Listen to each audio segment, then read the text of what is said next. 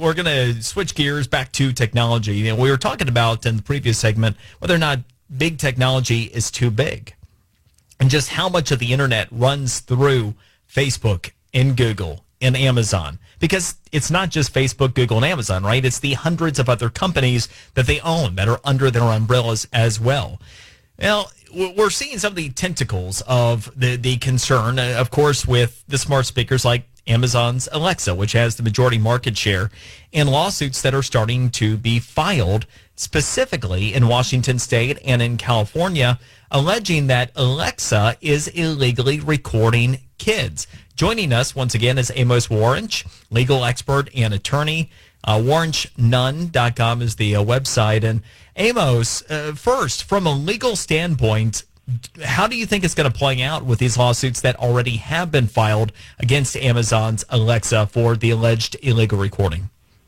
Well, I think that Amazon is in a little bit of trouble, and, I have not looked at every scrap of evidence, but I have read the plaintiff's complaint, and I thought that your buildup,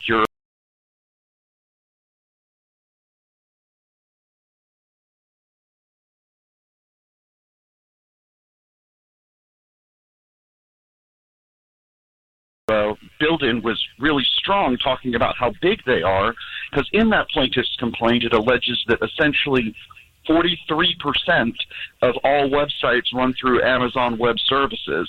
So the tentacles are out in force for sure. As to your question, I think that the plaintiffs have a pretty good chance of winning this suit.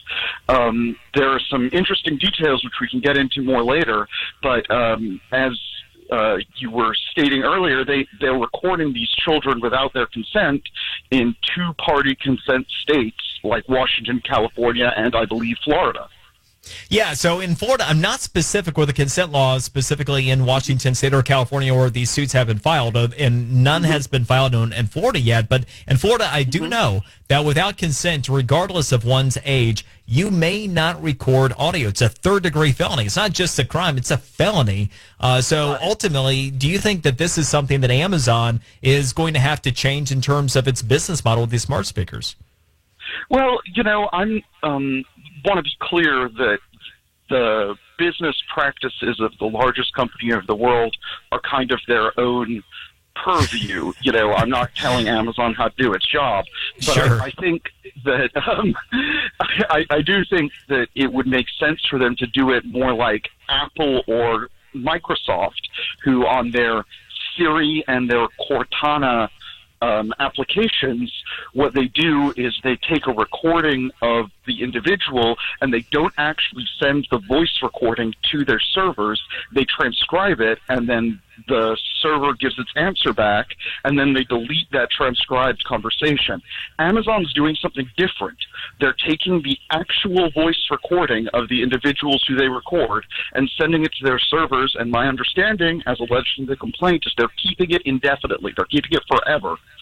And the whole reason they're doing that is because they're trying to make voice, it's like a voice ID, like it's almost like a voice fingerprint, so that if you use an Alexa-enabled device in your own home, and then you go out and you use an Alexa-enabled device in your neighbor's home, Alexa and Amazon will know that you went into that neighbor's home, and that can be potentially valuable data for marketing purposes.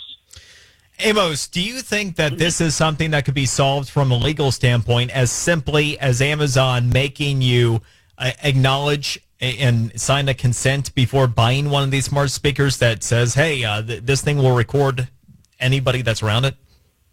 No, there's some issues there. The first is, a child cannot consent, and so if a parent signs a consent on behalf of a child, but a child did not consent, or maybe it's your neighbor's child, who definitely their parent didn't consent on their behalf, I think that there needs to be some changes there, and it wouldn't get around the two-party consent criminal statute, not even talking about COPPA, which is the federal law, the Child Online Privacy Protection Act.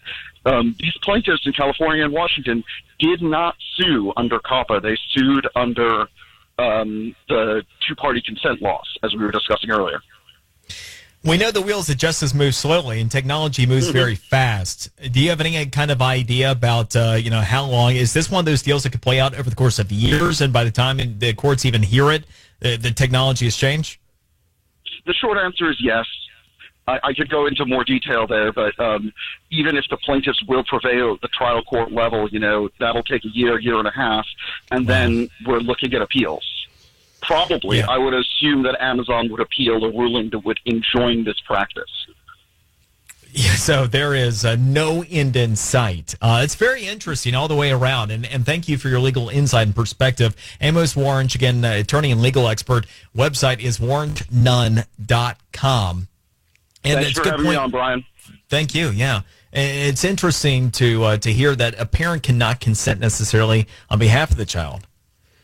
Things you learn. But yeah, if you weren't aware in Florida, you cannot record audio without somebody being aware, without it being a third-degree felony. So we have these lawsuits taking place in Washington and California. Don't be surprised. You don't see some folks join it here in Florida.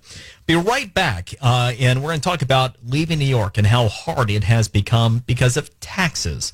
I'll explain. This is the Brian Mudd Show, News Radio 610 WIOD.